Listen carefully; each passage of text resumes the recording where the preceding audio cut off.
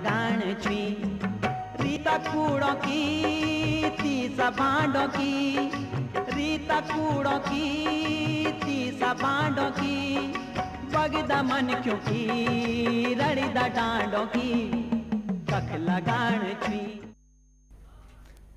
नमस्कार, स्वागत है आपका प्राइम टाइम में। मैं हूं समर्थ वाजपेयी। लंबे आंदोलन के बाद 9 नवंबर सन 2000 को उत्तराखंड राज्य का निर्माण हुआ। राज्यवासियों को उम्मीद थी कि नए राज्य में विकास होगा और लोगों को रोजगार के लिए पलायन नहीं करना पड़ेगा, लेकिन 14 साल में ये पलायन और बढ़ा है। विकास के नाम पर अंधाधुंध निर्माण से पहाड़ खोखले होने लगे हैं और उम्मीदें दरकने लगी हैं। लेकिन क्यों? इसी पर पेश है हमारी खास पेशकश, चुनौतियों के 14 साल। लगाण छुई कैमा लगाण छुई रीता कूड़ों की तीसा बांडों की रीता कूड़ों की तीसा बांडों की बगदा मन क्यों की रड़ीदा डांडों की कख लगाण छुई। उत्तराखंड राज्य गठन के लिए लंबे संघर्ष के बाद 14 साल पहले उम्मीद बांधी थी कि छोटे और नए प्रदेश में लोगों की दिक्कतों का आसानी से निदान हो जाएगा। लेकिन राज्य स्थापना के करीब 1.5 दशक बाद भी प्रदेश में राजनीतिक उथल पुथल का दौर जारी है और राजनेताओं की महत्वाकांक्षा के सामने जनता की समस्याएं बौनी बनी हुई हैं। उत्तराखंड के 14 साल के सफर में 8 मुख्यमंत्री देखे हैं। इस दौरान 2 मुख्यमंत्री तो ऐसे हुए जो इस पद पर 200 दिन का भी काम पूरा नहीं कर पाए। सिर्फ नारायण दत्त तिवारी ही ऐसे मुख्यमंत्री हैं जिन्होंने पूरे 5 साल तक शासन किया है। राजगठन के बाद उत्तर प्रदेश विधान परिषद के पूर्व उपाध्यक्ष और नेता बीजेपी के वरिष्ठ बीजेपी के नेता नित्यानंद स्वामी पहले मुख्यमंत्री बने। उन्होंने 123 दिन तक राज्य की बागडोर संभाली। बीजेपी ने चुनाव नजदीक आते देख चुनावी समीकरण के तहत पार्टी के नेता भगत सिंह कोश्यारी को राज्य की सत्ता सौंपी। वो मात्र 123 दिन तक राज्य के मुख्यमंत्री रहे।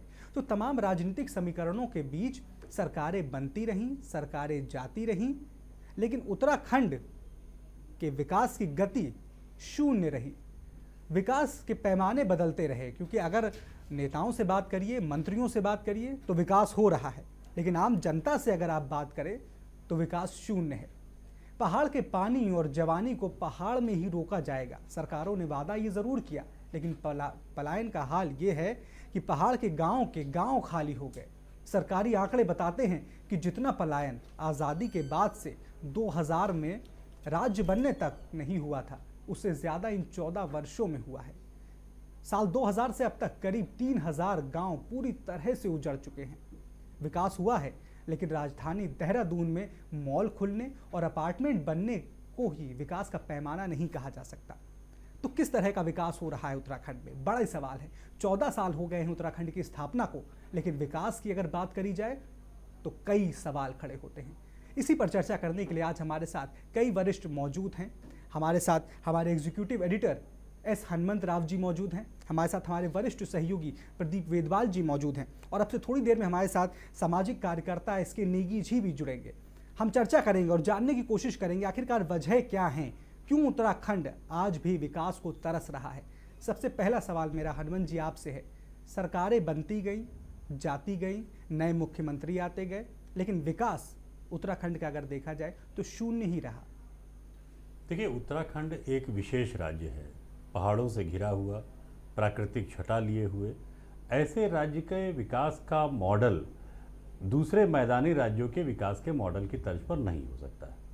लेकिन जब भी उत्तराखंड के विकास का मॉडल बना, शायद सरकारें जो वहाँ की प्रकृति थी, जो वहाँ की एक जिसको कहते हैं उत्तराखंड की जो थाती थी, वहाँ की संस्कृति थी, वहाँ का जो लोक जीवन था, वहाँ का जो रहन सहन था, उससे सामंजस्य बिठाने वाले विकास पर ज़्यादा तरजीह नहीं दी। विकास के भौतिक पैमानों को तो स्वीकार कर लिया गया, जैसा अभी आपने भी बताया कि देहरादून में मॉल के दर्शन होने लगे। एक देहरादून जो एक ऐसा शहर जो प्रकृति की तराई में बसा हुआ शहर था, जो मैदानी इलाका था, उस इलाके में वो तमाम सारे जो अवयव होते हैं, जो जिसको हम बाजार के अवयव कहते हैं, वो सारे आ गए।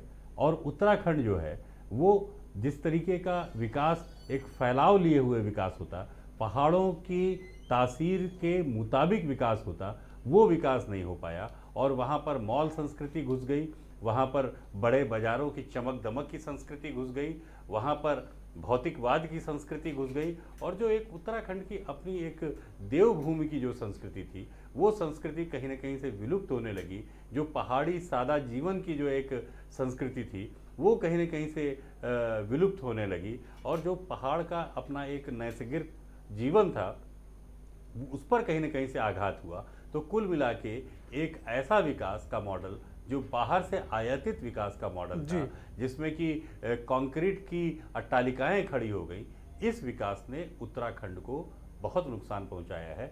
और मुझे लगता है कि आने वाले दिनों में अगर उत्तराखंड की सरकारें नहीं चेती तो जो भौतिकवाद के ये जो तमाम अवयव हैं, जो तमाम सारे लोग दोहन करने के लिए पहाड़ों में पहुंचते हैं, उनका लगातार वहां पहुंचना जारी रहेगा। वो दोहन करेंगे, वो समृद्ध होंगे, और पहाड़ कमज़ोर होगा और गरीब होगा। बिल्कुल गरीब होगा। और जिस तरह के विकास की मॉडल की आपने बात करी, अगर उस तरह का विकास नहीं हो पा रहा है तो कहीं ना कहीं राजनीतिक पार्टियां इसके जिम्मेदार हैं। और जैसा मैंने सवाल किया हनुमान जी से, वेदवाल जी, यही सवाल मेरा आपसे भी है कि कहीं ना कहीं उत्तराखंड का विकास जो है वो सियासत के भेंट ही चढ़ा है। जिस तरह के तमाम तथ्यों के बारे में भी हनुमान जी जिक्र कर रहे थे, कहीं ना कहीं ये प्रासंगिक हैं, और कहीं ना कहीं सियासी पार्टियों की कमी ये देखी गई है कि इन चीज़ों पर गौर नहीं किया गया, जिसकी वजह से आज उत्तराखंड का ये हाल है।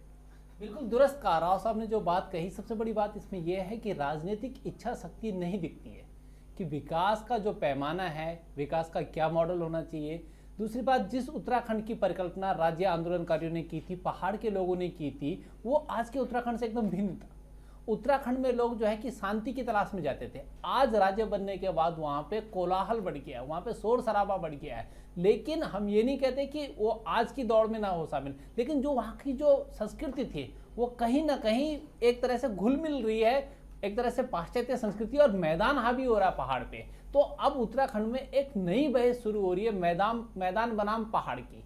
और ये जो वहाँ पे जो एक बात चल रही है कि मैदानी और पहाड़ी, ये हो सकता है कि राज्य के विकास में एक बहुत बड़ी यहाँ पे जो है कि खाई पैदा करेगी जी। क्योंकि उत्तराखंड सिर्फ पहाड़ी राज्यों के लिहाज से नहीं है, उत्तराखंड में हरिद्वार और उधम सिंह नगर है। क्योंकि मैं आपको बताऊं तो उत्तराखंड की जो अर्थव्यवस्था है उसको मनियाडरी अर्थव्यवस्था कहते थे कि भाई जब मैदानों से मनियाडर जाएंगे तब वहाँ के लोगों का चूल्हा चौका चलेगा, क्योंकि वहाँ की जो आर्थिकी है, वहाँ की जो जमीन है वो इतनी उपजाऊ नहीं है कि उससे कि 6 महीने का गुजारा हो सके। लेकिन अब समर्थ एक बात आती है कि जो मैदानी इलाका है, जो समृद्ध इलाका है, चाहे वो उधम सिंह नगर का हो चाहे वो हरिद्वार का हो, वो जो इलाका है वो इलाका पहाड़ को पाल रहा है एक तरह से। और पहाड़ में जो योजनाएं बननी चाहिए थी वो बन नहीं रही है, क्योंकि पहाड़ में अभी भी परंपरागत ही खेती हो रही है। उस खेती से न तो घर का गुजारा हो पाता है और न ही उसका मार्केट हो पाती है, क्योंकि इतनी उपजाऊ है नहीं जमीन। दूसरी बात, जो फलोद्यान है, फलोद्यान के लिए सरकार ने कोई ऐसी नीति नहीं बनाई है कि जो वहाँ का जो फलोद्यान है उसको मार्केट मुहैया कराई जाए। बात करते हैं माल्टा की, किन्नू जिसको हम कहेंगे, माल्टा उत्तराखंड में इतना प्रचुर मात्रा में है लेकिन उसके विपणन की कोई व्यवस्था नहीं है। वहाँ पे बुरांस एक फूल होता है, बुरांस का फूल, तो उस फूल से बहुत जो है कि स्वादिष्ट एक वो निकलता है, शरबत निकलता है बुरांस का, और वो हृदय रोगियों के लिए और भी तमाम बीमारियों के लिए एक औषधि का रूप करती है। लेकिन उस बुरांस के शरबत को मार्केट मुहैया नहीं हो पा रही है। तो जो पहाड़ की जो विकास की जो बात है, सबसे बड़ी बात जो आपने भी अपनी रिपोर्ट में कहा कि देहरादून में मॉल खुल गए हैं, देहरादून जो है कि दिल्ली टाइप बन गया है, लेकिन पहाड़ के जो और गांव है, उत्तराखंड के जो और गांव है, और जो उधम सिंह नगर का जो इलाका है, जो काशीपुर, बाजपुर, सितारगंज या खटीमा का जो इलाका है, वहाँ एक तरह से प्रॉपर्टी डीलर, एक तरह से जो है कि बिल्डर बढ़ गए हैं, लेकिन वहाँ की जो खेती है वो जमीन खत्म होती जा रही है, खत्म होती जा रही है। और विकास के पैमानों की जैसा हमने जिक्र किया कि विकास के पैमाने बदलते चले जा रहे हैं। जिस तरह से आपने अभी अपना बेहद अहम मुद्दों को उठाया है, कई ऐसी जगहें हैं जहां पर विकास जिस तरह से होना चाहिए उस तरीके से नहीं हो रहा है। ये सबसे बड़ा सवाल है कि क्या खाली मॉल बना देने से या इस तरह का विकास करने से क्या इस तरह का जो विकास का मॉडल है ये हर जगह लागू होता है? हनुमान जी ज़रा थोड़ा समझना चाहेंगे। जिस तरह से आपने भी जिक्र किया और मैंने भी अभी अपनी रिपोर्ट में ये बात दिखाई थी कि विकास के मॉडल जो हैं वो बड़े फ़र्क हैं, क्योंकि राज्य सरकार तो कह रही कि नहीं विकास हुआ, हम विकास कर रहे हैं, नेता वहाँ के तमाम कह रहे हैं कि नहीं विकास हो रहा है। ऐसी बात नहीं, जिस तरह से रिपोर्ट दिखाई जाती है ऐसा नहीं, विकास हो रहा है। लेकिन जनता से अगर पूछिए तो विकास नहीं हो रहा है। तो ये क्या विकास के पैमानों में ये फर्क है कि सरकार को दिख रहा है विकास है लेकिन जनता को लग रहा है नहीं हो रहा है? बिल्कुल आप जो बात कह रहे हैं, और नेता अगर दावा भी करते हैं कि विकास हो रहा है, तो ऐसा नहीं कि उसमें झूठ है। विकास हो रहा है, लेकिन वो विकास ऐसा है जो इकोलॉजिकल बैलेंस को डिस्टर्ब कर रहा है। वो हाँ, ऐसा विकास है जी। जो हमारी वानिकी को डिस्टर्ब कर रहा है। ऐसा विकास है जो पहाड़ के लोगों के रहन सहन और जीवन के अनुकूल नहीं है, जिसका परिणाम हमने देखा जी, उत्तराखंड त्रासदी पर। आपने देखा कि तौर उत्तराखंड पर। आपदा में क्या हुआ। जी। ऐसा सैलाब आया कि कंक्रीट के तमाम सारे जंगल जो है वो बह गए। देखिए, पहाड़ी राज्य जो है वो कंक्रीट के जंगलों को अपने सीने पर पैदा होते उगते हुए नहीं देख सकते हैं। वहां पे अगर हमें विकास का मॉडल अपनाना है तो देखिए, पहले अध्ययन करना पड़ेगा कि आखिर कौन सा ऐसा विकास का मॉडल है जो उत्तराखंड के लिए मुफीद हो सकता है। दो बहुत अच्छे उदाहरण हमारे सहयोगी प्रदीप जी ने दिए कि एक तो फल है किन्नू, दूसरा है फूल बुरास का। तो अगर इनका जो उपयोग हो सकता है, जिस तरीके से आज की तारीख में ये कहा जा रहा है कि साहब 5% पल्प का उपयोग होना चाहिए, जो पेप्सी है या इस तरह की चीज़ें हैं जी। तो ऐसा प्रदेश जो फल उत्पादन में अग्रणी हो सकता है, यदि उसको बाजार मुहैया हो जाए। बाजार कहाँ पे? प्रदेश के बाहर। बाजार कहाँ पे? सुदूरवर्ती इलाकों में। तो फल यहाँ उत्पादित होंगे, यहाँ का पर्यावरण भी बचा रहेगा और आर्थिक संपन्नता आएगी। लेकिन दिक्कत यह है कि उसका अगर विपणन नहीं हो पाएगा, उसका अगर मूल्य उचित नहीं मिलेगा, तो धीरे धीरे जो फल उत्पादक लोग हैं वो भी डाइवर्ट हो जाएंगे अन्य तरफ। और इसी तरह से जो वहाँ की प्राकृतिक चीज़ें हैं, चाहे वो जड़ी बूटी हों, चाहे वो फल हों या अन्य उत्पाद हैं, अब आगे चल के हम लोग चर्चा टूरिज्म पर भी कर सकते हैं। जी जी। टूरिज्म जी, हो, जी। उन सबको आपको इको फ्रेंडली बनाना जी जी होगा। बिल्कुल बिल्कुल। और इसी लिहाज से उत्तराखंड का विकास हो भी सकता है। हमारे साथ शूरवीर सिंह जी जुड़ गए हैं, कांग्रेस के पूर्व कांग्रेस के नेता हैं, मंत्री हैं, माफ़ कीजिएगा। बहुत बहुत स्वागत है आपका हमारे इस खास कार्यक्रम में। हम चर्चा कर रहे हैं, आज 14 साल पूरे हो गए हैं उत्तराखंड को बने हुए, लेकिन विकास की अगर बात करी जाए, विकास के पैमाने भी अलग अलग हैं। हो सकता है आप मुझे कुछ विकास की सूची गिनाएं, लेकिन अगर आम जनता के लिहाज से देखा जाए तो विकास लगभग शून्य रहा है। देखिए, ये किसने कहा कि विकास नहीं हुआ है? मैं कह रहा हूं कि विकास हुआ है। सजान साहब लेकिन आप ठीक है, विकास की जो गति जी, विकास की गति जो कांग्रेस के कार्यकाल में हुई है, चाहे वो पंडित नारायण तिवारी के कार्यकाल की बात कहें, चाहे बहुगुणा जी के कार्यकाल की बात कहें, चाहे हरीश रावत जी के कार्यकाल की बात कहें, कांग्रेस की जो कार्य संस्कृति है, उस कार्य संस्कृति से जो विकास हुआ है, उत्तराखंड का विकास, उस विकास के प्रति लोग आज भी जगह जगह चर्चा करते हैं। सजवान साहब कांग्रेस के एक पास मिनट के लिए आपको यहाँ पे रोकना चाहेंगे। मीठा मीठा गप और कड़वा कड़वा थू नहीं चलेगा। सजवान साहब, आप कह रहे हैं कि कांग्रेस के ही शासनकाल में विकास हुआ है और सरकारों के शासनकाल में विकास नहीं हुआ। सजवान साहब, आज भी जो है डॉक्टर और टीचर पहाड़ चढ़ने को राजी नहीं है। मुख्यमंत्री हरीश रावत अब सख्ताई दिखा रहे हैं कि भाई पहाड़ भी चढ़ो, ये पहाड़ी राज्य है, पहाड़ में डॉक्टरों की तैनाती हो। तो तिवारी जी के शासनकाल में या बहुगुणा जी के शासनकाल में या खंडूरी जी या निशंक जी के शासनकाल में ये सख्ताई क्यों देखने को नहीं मिली? देखिए, मैं यही आपसे कह रहा हूं जी कि कांग्रेस विकास की प्रतीक है और कांग्रेस की विचारधारा ही अपने आप में गरीब से गरीब व्यक्ति को छूने की, उसके विकास को छूने की है। और उस ओर हमने जो काम किया है, हम उसके लिए हम फक्र अदा करते हैं। नहीं, और जो काम नहीं हो सके हैं, जिस गति से होना चाहिए था और काम उस गति से नहीं हुआ है, उसके लिए भी हम जिम्मेदारी महसूस करते हैं। सजवान साहब, आपसे एक प्रश्न पूछना चाहूंगा। ये ठीक बात है कि आपने कहा कि विकास हो रहा है और हम मानते भी हैं कि उत्तराखंड में विकास हो रहा है, लेकिन ये विकास आपको नहीं लगता है कि चंद मैदानी जिलों तक सिमट के रह गया है? या उत्तराखंड का जो विकास पर्यावरण के अनुकूल विकास होना चाहिए था, पहाड़ी रहन सहन और जनजीवन के अनुकूल और जो उपयुक्त होना चाहिए विकास, उस तरह का विकास ना होकर के एक तरह का मॉल कल्चर बढ़ रहा है, एक तरह की जो भौतिकवादी चीजें हैं वो कहीं ना कहीं से पहाड़ में प्रवेश कर रही हैं और आगे चल के तो धीरे धीरे पहाड़ के स्वरूप के ही बदल जाने की जो है संभावना दिख रही है। तो से मैं की बहुत सी बातों से मैं बिल्कुल समर्थन करता हूं।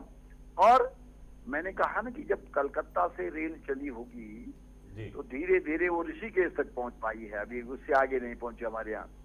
तो ऐसे ही विकास की गति जब कांग्रेस का राज आया तो हरिद्वार में, उधम सिंह नगर में, देहरादून के अंदर जो उद्योगों की स्थापना हुई है, अब माननीय मुख्यमंत्री जी ने कहा है कि वही उद्योग, उसी तरह के उद्योग ग्रामीण क्षेत्र में भी लगेंगे। तो जैसे जैसे आगे बढ़े मामला, अब 3 जिलों में हो गया, अब 10 जिले बाकी रह गए, 10 जिलों में भी होगा।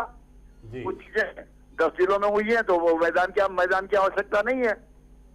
नहीं, ठीक है सजवान साहब, लेकिन मुझे ये बताइए कि पर्यावरण के अनुकूल ऐसे आप कौन से काम कर रहे हैं जिससे कि उत्तराखंड की जो नैसर्गिक छटा है वो भी बनी रहे और उत्तराखंड का जो एक की जो संस्कृति है वो भी उसी तरह से अक्षुण्ण रहे और विकास भी हो। ऐसा क्या मॉडल आप प्रस्तावित करते हैं? आपकी सरकार ऐसा क्या मॉडल प्रस्तावित कर रही है?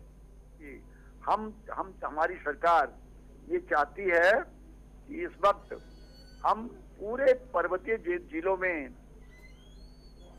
चकबंदी करें, लोगों को उनका चेक दें, उस चेक में उनको जड़ी बूटी की खेती प्रस्तावित करें और उसके मार्केट ढूंढें, तो सारा पलायन भी रुकेगा और जो हमारे प्रवासी बाहर गए हुए हैं वो लौट के घर आएंगे और अपना उद्योग लगाएंगे। तो कोई समय सीमा बनाई है सजवान साहब आपने इसके लिए? देखिए, इसके लिए इस पर वक्त लगता है और वक्त लगता है और बहुत गति से चलेगा ये काम जी। माना जाए कि यही काम पहाड़ के विकास के लिए आपकी जो मौजूदा सरकार है उसके इसी कार्यकाल में जो है ये काम आप शुरू कर देंगे? बिल्कुल, काम शुरू नहीं होगा, गति मिलेगी काम को। सजवान साहब, एक सवाल मेरा आपसे ये है, सब समाप्त हो जाएगा किंतु इस काम को गति मिलेगी और इसी कार्यकाल में आपको दिखेगा कि विकास की तरफ लोगों का और स्वरोजगार की तरफ भी लोग उन्मुख हो रहे हैं। सजवान साहब, मेरा सवाल आपसे ये है कि आप देवप्रयाग से विधायक थे, उत्तर प्रदेश में थे, आप उसके बाद टिहरी से विधायक हुए, तो आपने लखनऊ और उत्तराखंड दोनों विधानसभाएं देखी हैं। पहले ये होता था कि नीति नियंता लखनऊ में बैठते थे, पहाड़ का ज्योग्राफी नहीं समझते थे, इसलिए योजनाएं उस हिसाब से नहीं बन पा रही थी जो कारगर हो पाए। लेकिन अब क्या है, अब पहाड़ के नीति नियंता हैं और उसके बावजूद योजनाएं परवान नहीं चढ़ पा रही है। किसको आप जिम्मेदार ठहराएंगे सजवान साहब? माननीय मुख्यमंत्री जी ने पर्वतीय क्षेत्र के अनुकूल बहुत सारी घोषणाएं की हैं और घोषणाओं को धरती पर उतारने में समय लगता है और हम धैर्यवान लोग हैं, हम इंतजार करेंगे और जो घोषणाएं धरती पर जब वो उतरेंगी तो निसंदेह पहाड़ों में विकास दिखेगा। जी सजवान साहब, आप धैर्यवान जरूर हैं, लेकिन अगर प्रदेश की जनता की बात करी जाए और कर्मचारियों की बात करी जाए तो उनका धैर्य अब टूटने लगा है। आए दिन इतनी हड़तालें हो रही हैं प्रदेश में, कर्मचारी काम ठप कर रहे हैं। इस समस्या से निदान पाने के लिए क्या सोचा है सरकार ने? किस तरह से इन समस्याओं से निदान सैनिकों का भी है, माननीय हमारी बहनों का भी है, जिन्होंने उत्तराखंड बनाया है, उनका उस पर है योगदान।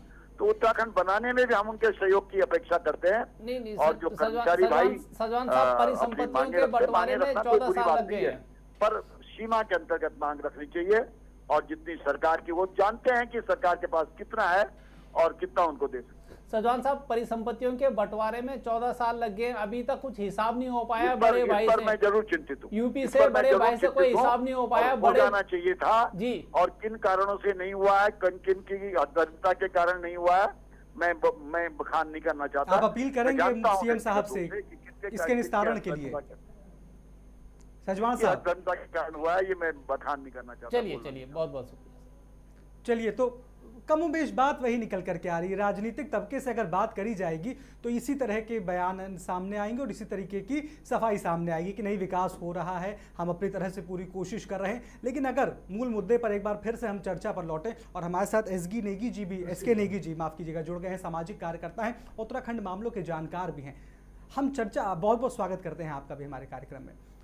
मूल मुद्दा वही है कि कहीं ना कहीं अगर उत्तराखंड आज इस विकास को तरस रहा है तो उसके पीछे राजनीति ही जिम्मेदार है। मेरा सवाल जो सीधा है हनुमान जी आपसे मैं सवाल करूंगा, जी पूर्ण बहुमत के साथ कांग्रेस की सरकार आती है, लेकिन मुख्यमंत्री पद के लिए हरीश रावत और सतपाल महाराज के बीच में टकराव होता है। 2002 का ये मामला है। उसके बाद बीजेपी सरकार में आती है, 3 मुख्यमंत्री बदले जाते हैं। कहीं ना कहीं आंतरिक जो महत्वाकांक्षाएं हैं राजनीतिक पार्टियों की, इसके भेंट भी तो चढ़ रहा है उत्तराखंड की जनता का विकास।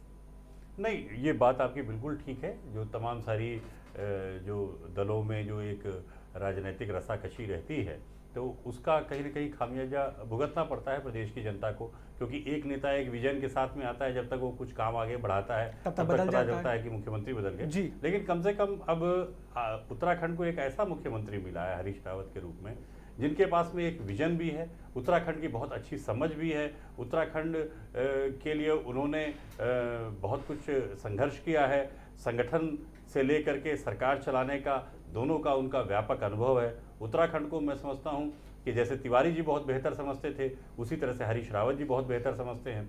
और अभी हाल में जो उन्होंने एक MSME की नई नीति बनाई है, उसमें भी ये बात स्पष्ट रूप से झलकती है कि उस MSME की नीति में कहीं ना कहीं उन्होंने पर्वतीय जो भौगोलिक प्रदेश है, उसमें पर्वतीय क्षेत्र को उन्होंने तरजीह दी है कि अनुदान के रूप में हम वहाँ पर ज़्यादा बड़ा हिस्सा देंगे। तो ये कोशिश उन्होंने की है, लेकिन अब इस कोशिश में ये देखना होगा कि क्या उत्तराखंड के लिए जो कुछ हरीश रावत एक सपना देख रहे हैं, क्या ये वहाँ के लोगों के अनुकूल होगा, उनके रहन सहन के अनुकूल होगा, वहाँ के परिवेश के लिए अनुकूल होगा, या फिर वो जो देहरादून, हरिद्वार, ऋषिकेश या आप उधम सिंह नगर जैसे मैदानी इलाके हैं, वहाँ की जो मॉल संस्कृति है, उसके अनुकूल होगा। तो सबसे बड़ा सवाल यही है कि उत्तराखंड की जो एक प्राकृतिक स्थिति है, उससे सामंजस्य बिठाने वाला विकास का वो मॉडल क्या हो सकता है और कैसे उस मॉडल को सरकार आगे लेकर के जाती है। सबसे बड़ा सवाल यही, सिर्फ सवाल अनुदान का नहीं है, अनुदान के साथ साथ में एक मॉडल भी सरकार को देना होगा।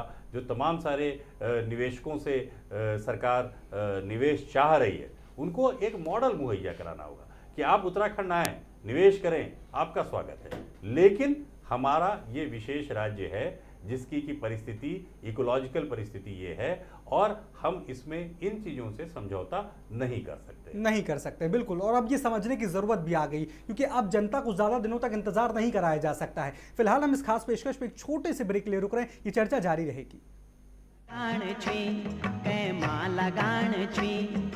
रीता कूड़ों की तीसा बांडों की, रीता कूड़ों की तीसा बांडों की, बगदा मन क्यों की रड़ीदा डांडों की।